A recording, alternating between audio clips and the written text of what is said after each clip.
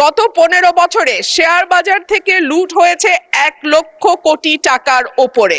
মাননীয় স্পিকার, একটি দেশের অর্থনীতিকে টেকসই ও শক্তিশালী করবার পেছনে যে কয়টি স্তম্ভ গুরুত্বপূর্ণ ভূমিকা পালন করে তার অন্যতম একটি হচ্ছে শেয়ার মার্কেট বা পুঁজিবাজার।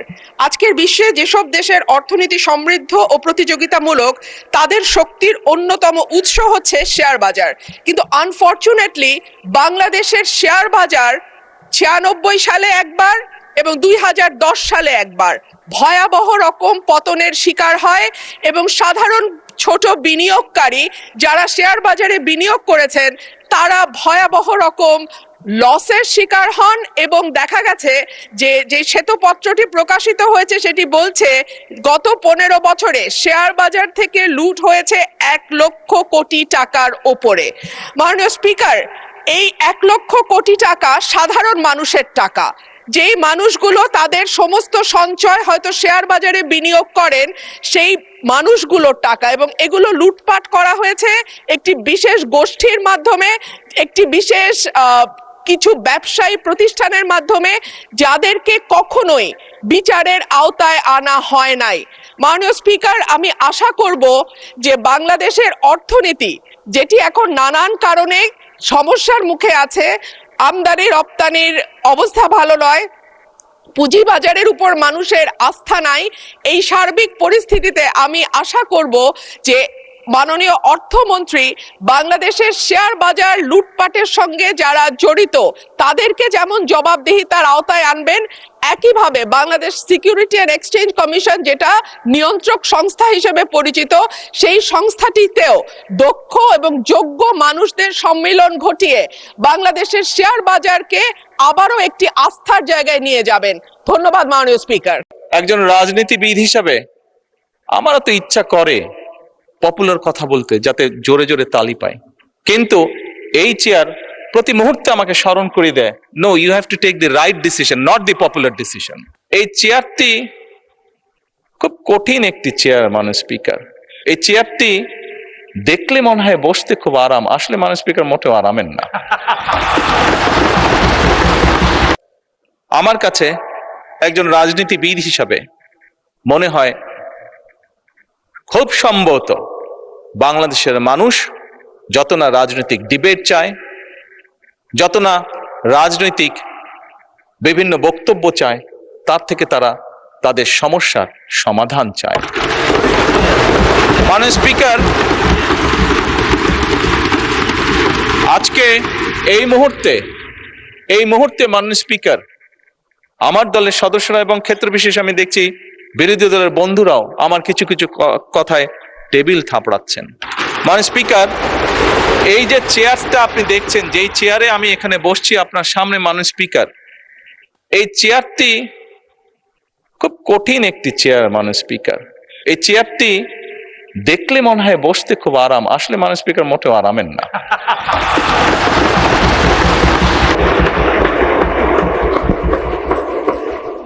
এই চেয়ারটিতে বসলে মাননীয় স্পিকার প্রতি মুহূর্তে মনে হয় যে আগুনের তপ্ত হিট আসছে মাননীয় স্পিকার। হাসার কিছু নেই, আমি যা ফিল করি আমি আপনাদেরকে তাই বলছি,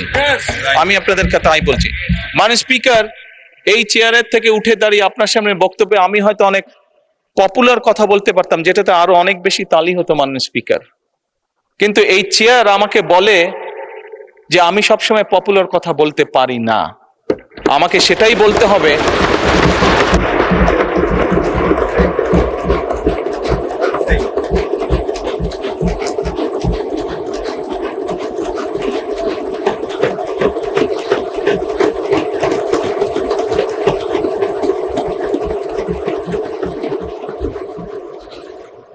মাননীয় স্পিকার, একজন রাজনীতিবিদ হিসাবে আমারও তো ইচ্ছা করে পপুলার কথা বলতে, যাতে জোরে জোরে তালি পায়, কিন্তু এই চেয়ার প্রতি মুহূর্তে আমাকে স্মরণ করে দেয়, no, you have to take the right decision, not the popular decision.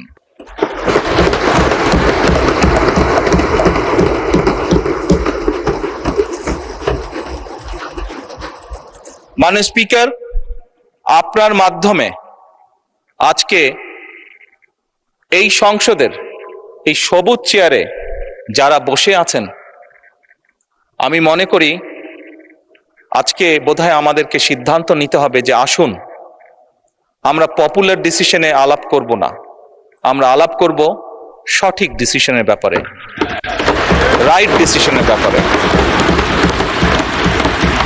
মাননীয় স্পিকার, আজকে এই সংসদ অধিবেশনের শেষ দিন, আজকে অধিবেশন শেষ হয়ে যাবে।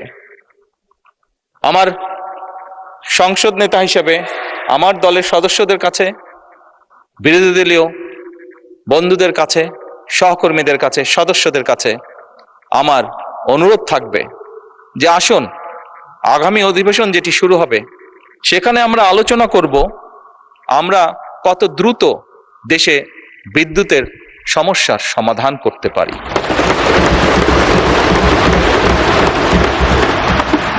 মাননীয় স্পিকার, আমরা আলাপ করতে চাই, আমি আলাপ করতে চাই আগামী সংসদে কত দ্রুত আমরা কত বেশি সংখ্যক মানুষের কর্মসংস্থান দেশেই হোক বিদেশি হোক তৈরি করতে পারি।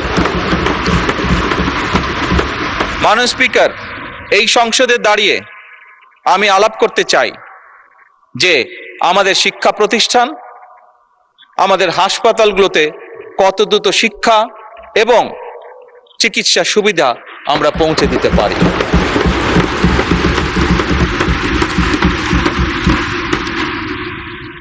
মাননীয় স্পিকার, দিনের কার্যবিধিতে আপনি যখন শুরু করেন বিভিন্ন সময় বিভিন্ন সংসদ সদস্য বলে ওঠেন তার রাস্তায়, তার এলাকায় রাস্তা লাগবে, তার এলাকায় ব্রিজ লাগবে, কারো এলাকায় কালভার্ট লাগবে।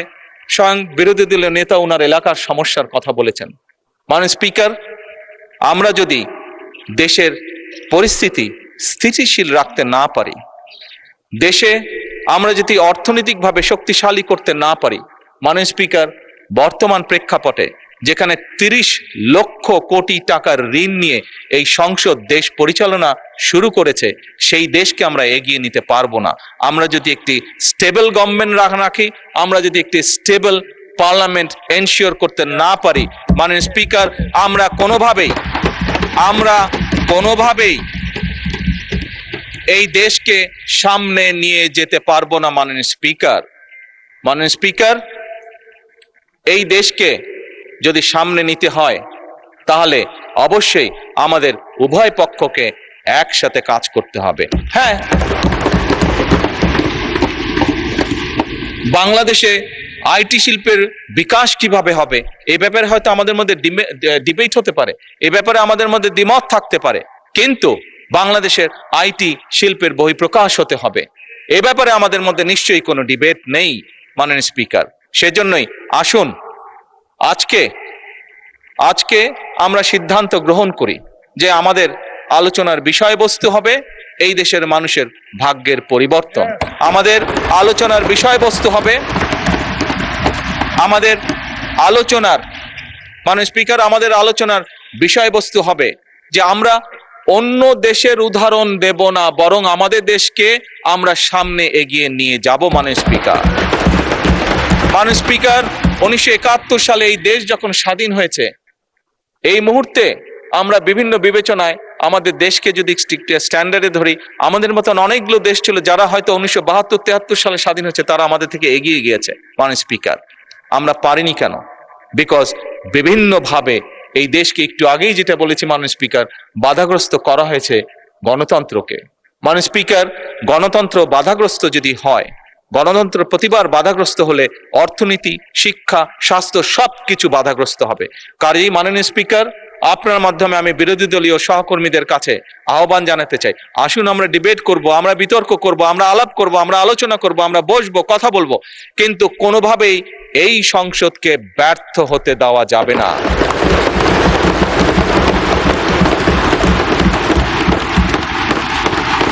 আমরা এখানে কারো বাজেট আটকিয়েও রাখতে পারবো না।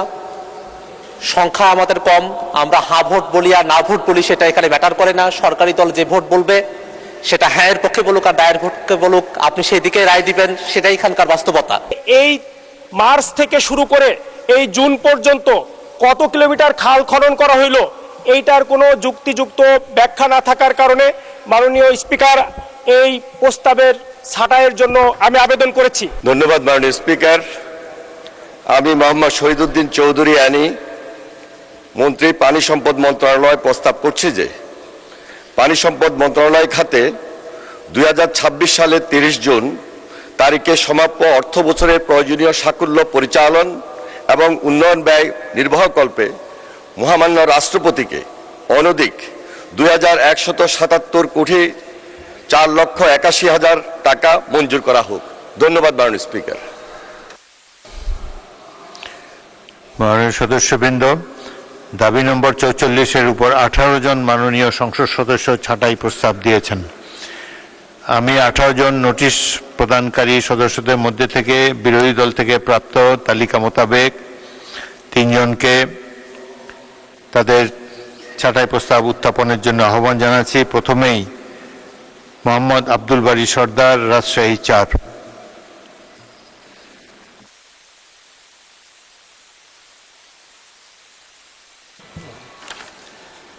বিসমিল্লাহির রহমানির রহিম। মাননীয় স্পিকার, আপনাকে ধন্যবাদ।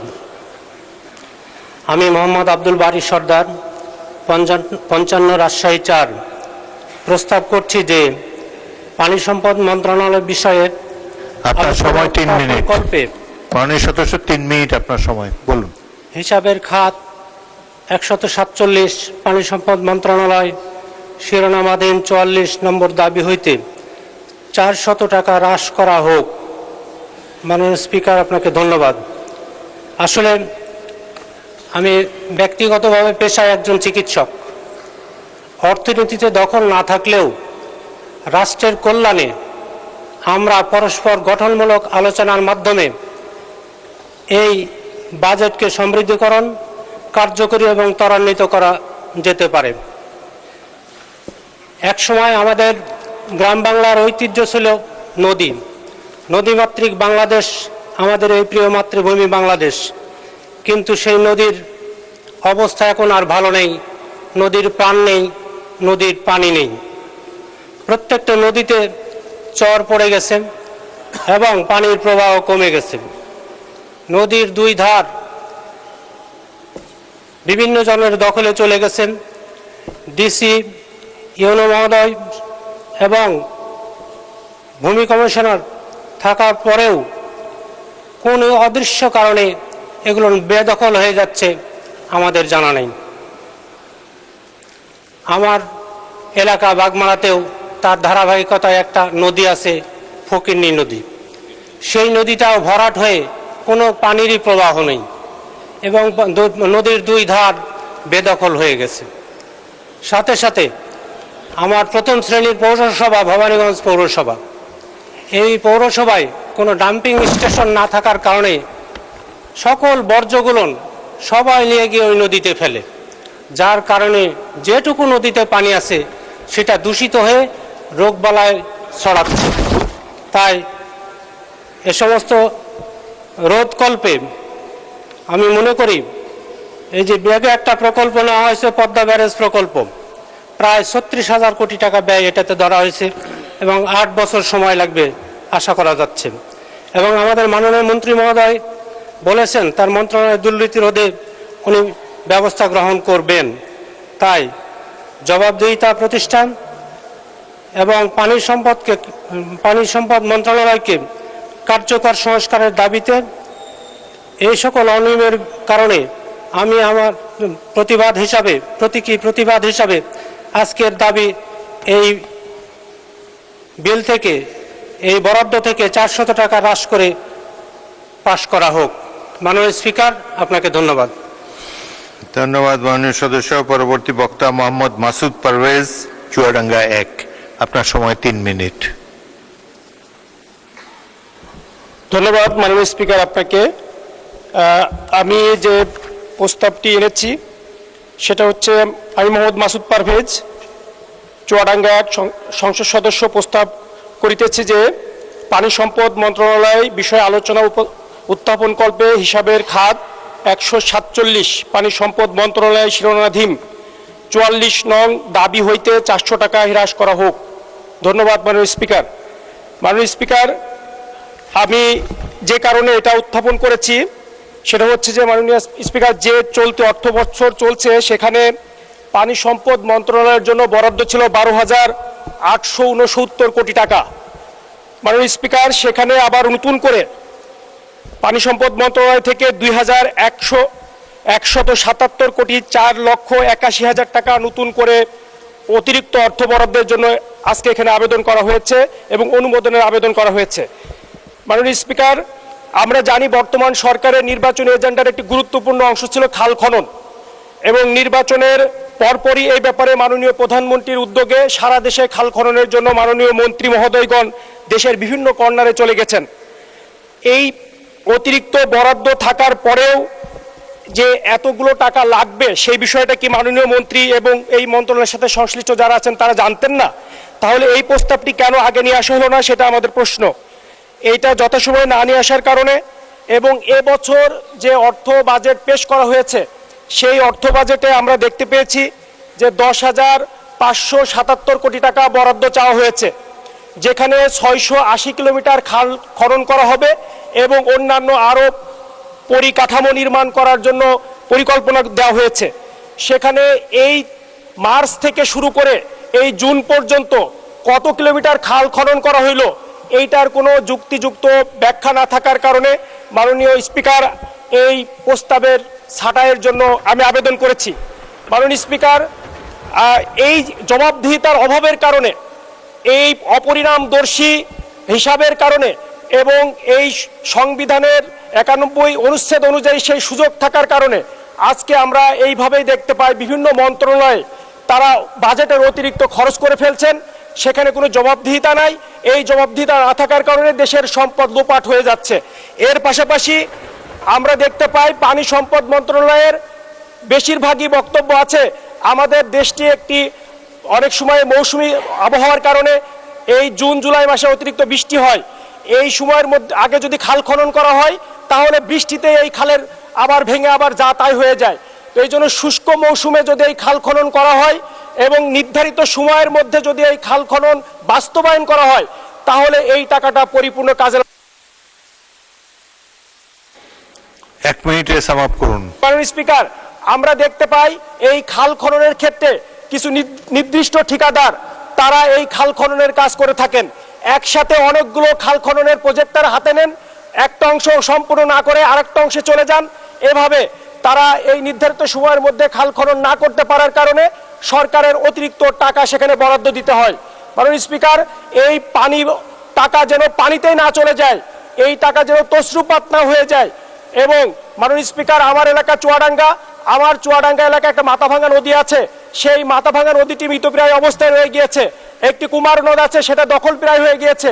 এই অবস্থায় থেকে এই এলাকার পানি সম্পদের সুস্থ ব্যবস্থাপনার জন্য অভাবের কারণে এবং এই মন্ত্রণালয়ের সাথে সম্পৃক্ত যারা আছেন তাদের অব্যবস্থাপনার কারণে আমি এই মন্ত্রণালয়ে আনিত যে অতিরিক্ত বরাদ্দ সেই বরাদ্দ থেকে প্রতিবাদ স্বরূপ 400 টাকা কর্তনের আবেদন করছি। মাননীয় স্পিকার, ধন্যবাদ আপনাকে। পরবর্তী বক্তা মাননীয় সদস্য আক্তার হোসেন, রংপুর 4।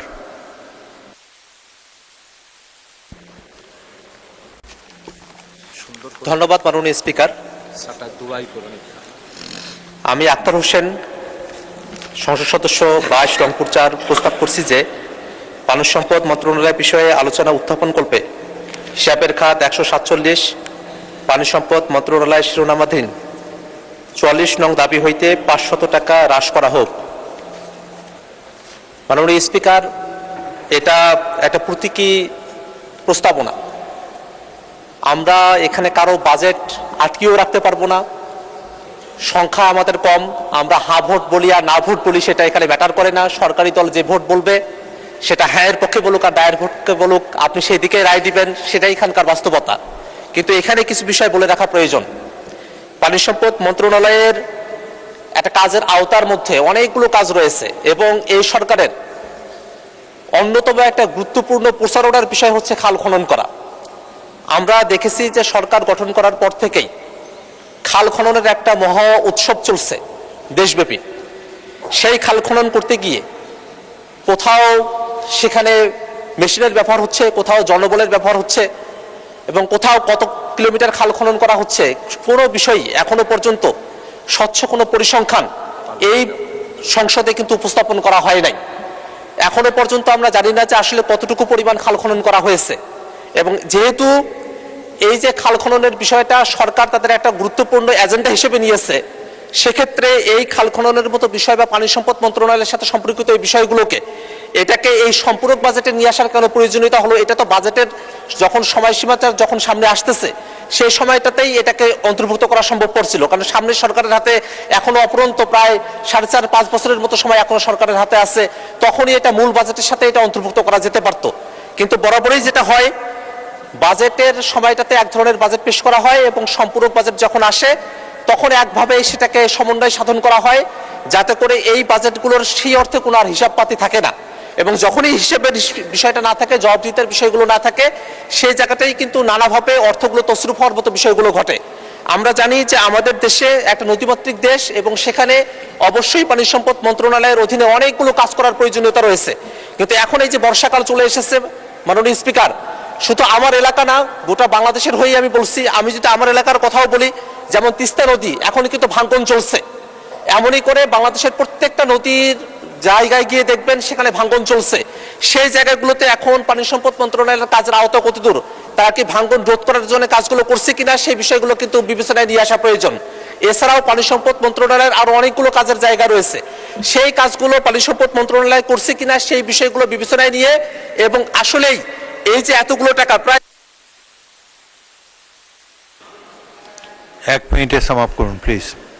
নতুন করে আরো 2000 কোটি টাকার উপরে বাজেট বরাদ্দ চাওয়া হয়েছে, সেই বরাদ্দটা কি যে কাজগুলো আগে করতে চাওয়া হয়েছিল তার সঙ্গে অতিরিক্ত প্রয়োজন হচ্ছে, নাকি নতুন করে বরাদ্দ এই কাজগুলো দেওয়া হয়েছে নতুন কিছু কাজ ইনিশিয়েট করে নেওয়ার জন্য, সেই বিষয়গুলো খোলাসা হওয়া প্রয়োজন। আমরা মনে করি যে বাজেট দরকার আছে কাজের জন্য, কিন্তু সেটা অবশ্যই স্বচ্ছতার ভিত্তিতে হওয়া প্রয়োজন, সে জায়গাগুলোতে জবাবদিহিতা থাকা প্রয়োজন, এবং কোন ক্ষেত্রে কাজগুলো হচ্ছে এবং কোথায় কিভাবে হচ্ছে এবং সেই জায়গাগুলোতে কোনো বৈষম্য আছে কিনা, এবং কাজগুলোর ক্ষেত্রে যেন কোনোভাবে ত্রুটি বিচ্যুতি না থাকে, এবং কাজগুলো যেন এমনভাবে না হয় যে এই কাজগুলো করার পরে আবারও সেখানে আবার বাজেট প্রয়োজন হয়। অর্থাৎ একবার বাধাই করা হলো, কিছুদিন পরে আবার সেখানে ভাঙন হলো, একবার একটা কাজ করা হলো সেখানে আবার বস্তা ফেলানো দরকার হলো। এইভাবে যদি বারবার যদি কাজ করা হয়, সেখানে বারবারই অর্থ প্রয়োজন হবে, সেখানে বারবারই দেশের টাকা নষ্ট হবে। আমরা সেই ধরনের ব্যবস্থাপনা চাই না, আমরা একটা সুষ্ঠু ব্যবস্থাপনার মধ্য দিয়ে কাজ চাই। মাননীয় স্পিকার, আমি এখন মাননীয় পানি সম্পদ মন্ত্রীকে ছাঁটাই প্রস্তাব সমূহের উপর বক্তব্য রাখার জন্য আহ্বান জানাচ্ছি। মাননীয় স্পিকার, আপনাকে ধন্যবাদ। 18 জন মাননীয় সংসদ সদস্য এই বিলের উপর ছাঁটাই প্রস্তাব এনেছেন। 3 জন অত্যন্ত গুরুত্বপূর্ণভাবে বিশ্লেষণ করেই বক্তব্য রেখেছেন। আমি আন্তরিকভাবে মোবারকবাদ জানাই এবং ধন্যবাদ জানাই। এর মধ্যে মাননীয় সংসদ সদস্য মাসুদ পারভেজ সাহেব, আমি ওনার নির্বাচনী এলাকায় গিয়েছি এবং খাল খনন কর্মসূচিতে অংশগ্রহণ করেছি, এবং পরবর্তীতে আমি খবরও নিয়েছি সে খালটি খুব সুন্দরভাবে ওনার তত্ত্বাবধানে এবং আমাদের ডিপার্টমেন্টাল যারা রয়েছেন খুব দায়িত্বশীলতার সহিত এই খালটি খনন করা হয়েছে, যেখান থেকে আমাদের সে এলাকার সাধারণ মানুষ উপকৃত হবেন এবং ইরিগেশনে যতটুকু সহায়তা করার তাৎক্ষণিকভাবে এবং পর্যায়ক্রমিকভাবে আমাদের এলাকার কৃষক সেখানে সম্পূর্ণভাবে সুবিধাটুকু গ্রহণ করবেন এবং তা পাচ্ছেন। মাননীয় স্পিকার, 2025-26 বাজেটটি বিগত অন্তর্বর্তীকালীন সরকার দিয়েছেন, তার ধারাবাহিকতায় আমরা 12ই ফেব্রুয়ারি নির্বাচন করার পর 17 ফেব্রুয়ারি আমরা দায়িত্ব গ্রহণ করেছি। 3 মাসের অধিক হয়েছে। এই দায়িত্বটুকু গ্রহণ করার পর আমাদের নির্বাচনী যে প্রতিশ্রুতি, সেই প্রতিশ্রুতি অনুযায়ী 180 দিন আমাদের খাল খনন কর্মসূচির অংশ রয়েছে। আমাদের টার্গেট রয়েছে আগামী 5 বছরে 20,000 কিলোমিটার খাল আমরা পুনঃখনন বা খনন করব। এটা কমপক্ষে আমরা যতটুকু আমাদের কাছে তথ্য অনুযায়ী আমরা কাজ করছি, এবং আমাদের মাননীয় সংসদ সদস্যদের অনেকেরই ডিউ লেটার রয়েছে, তাদের রিকোয়েস্ট আছে, তার ভিত্তিতেও আমরা স্পেশাল কিছু কাজও আমরা হাতে নিয়েছি। 180 দিনের যে কর্মসূচি, তার মধ্যে আমরা যে সময়টুকু পেয়েছি এ পর্যন্ত প্রায় 1000 কিলোমিটার খাল আমরা খনন এবং পুনঃখনন করেছি। আমাদের 666টি খাল ইতিমধ্যে আমরা খননের কাজ হাতে নিয়েছি। মাননীয় স্পিকার, আমাদের এই খাল খনন প্রক্রিয়াটি অত্যন্ত স্বচ্ছতার সহিত, দায়িত্বশীলতার সহিত যেন সম্পন্ন হয়, সেই দিকে আমাদের মন্ত্রণালয় আমরা একটা টিম ওয়ার্কের ভিত্তিতে নজর রেখেছি এবং দায়িত্বশীলতার সহিত এই কাজটি সম্পূর্ণ করার জন্য আমাদের অবজারভেশন রয়েছে। মাননীয় স্পিকার, 2025 এবং 26 অর্থ বছরের মূল বাজেটে পরিচালন খাতে এই পর্যন্ত 2714.14 কোটি টাকা বরাদ্দ দেওয়া হয় এবং সংশোধিত পরিচালন বাজেটে 2593.9030 কোটি টাকা বরাদ্দ প্রদান করা হয়। মাননীয় স্পিকার, সংশোধিত বাজেট প্রকাশ হওয়ার পর পরবর্তীতে মাননীয় সংসদ সদস্যগণ বাংলাদেশ পানি উন্নয়ন বোর্ড এর মাঠ পর্যায়ের বিভিন্ন কার্যক্রম, পানি নিয়ন্ত্রণ অবকাঠামো, নদী ভাঙ্গনের অবস্থা পরিদর্শনের সময় এ সকল বিষয়ে জরুরি ব্যবস্থা গ্রহণের জন্য অনুরোধ জানিয়ে ডিউ লেটার প্রেরণ করেছিলেন। সংসদ অধিবেশনে এই বিষয়ে নিয়মিত প্রশ্ন উত্থাপন করা হয়েছিল। মাননীয় স্পিকার, বর্ণিত প্রেক্ষাপটে আসন্ন বর্ষা মৌসুমে বাংলাদেশ পানি উন্নয়ন বোর্ডের আওতাধীন বাঁধ ও বিভিন্ন অবকাঠামো রক্ষার জন্য জরুরি কাজ বাস্তবায়ন করার নিমিত্ত অর্থ বিভাগ থেকে 300 কোটি টাকা অতিরিক্ত বরাদ্দ চাওয়া হয়। সে প্রেক্ষিতে অর্থ বিভাগ বাংলাদেশ পানি উন্নয়ন বোর্ড দুর্যোগকালীন উপখাতে অতিরিক্ত 200 কোটি টাকা বরাদ্দ করেন। 2025-26 অর্থ বছরে পানি সম্পদ মন্ত্রণালয়ের বার্ষিক উন্নয়ন কর্মসূচি এডিপিতে 8489.86 কোটি টাকা বরাদ্দ ছিল। পরবর্তীতে সংশোধিত বার্ষিক উন্নয়ন কর্মসূচি আর এডিপিতে এই মন্ত্রণালয়ের জন্য মোট 10,532.16 কোটি টাকা বরাদ্দ নির্ধারণ করা হয়, যা মূল এডিপি বরাদ্দ অপেক্ষা 2042.2816 কোটি টাকা বেশি। মাননীয় স্পিকার, এছাড়া 2025-26 অর্থ বছরের আর এডিপি চূড়ান্ত হওয়ার পর নতুনভাবে অনুমোদিত 14টি প্রকল্পে খাল ও নদী খনন এবং নদী তীর প্রতিরক্ষা কার্যক্রম বাস্তবায়নের লক্ষ্যে পরিকল্পনা কমিশনে রক্ষিত বিশেষ প্রয়োজনে উন্নয়ন সহায়তা খাত থেকে 55.0035 কোটি টাকা থোক বরাদ্দ প্রদান করা হয়।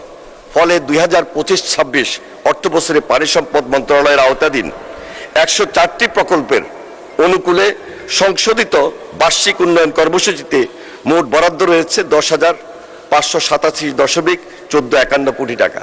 মাননীয় স্পিকার, সম্পূর্ণভাবে যৌক্তিকতাকে সামনে রেখে আমরা এই বিলটি এনেছি এবং আমি অনুরোধ করব যে মাননীয় সংসদ সদস্য যারা এই সার্টার প্রস্তাব এনেছেন সেটি গ্রহণ করার মতো কোনো সুযোগ ছিল না বিদায় আমি আন্তরিকভাবে দুঃখিত। মাননীয় স্পিকার, আমি আপনাদেরকে আন্তরিকভাবে ধন্যবাদ জানাই। ধন্যবাদ মাননীয় স্পিকার। মাননীয় সদস্যবৃন্দ, সংসদের সামনে প্রশ্ন হচ্ছে মাননীয় সদস্য মোহাম্মদ আব্দুল বারী সর্দার, মোহাম্মদ মাসুদ পারভেজ ও আক্তার হোসেনের ছাঁটাই প্রস্তাবগুলো গ্রহণ করা হোক। যারা এই প্রস্তাবের পক্ষে আছেন তারা হ্যাঁ বলুন, যারা এই প্রস্তাবের বিপক্ষে আছেন তারা না বলুন। আমার মনে হয় না জয়যুক্ত হয়েছে, না জয়যুক্ত হয়েছে, না জয়যুক্ত হয়েছে। অতএব ছাঁটাই প্রস্তাবগুলো নাকচ হলো।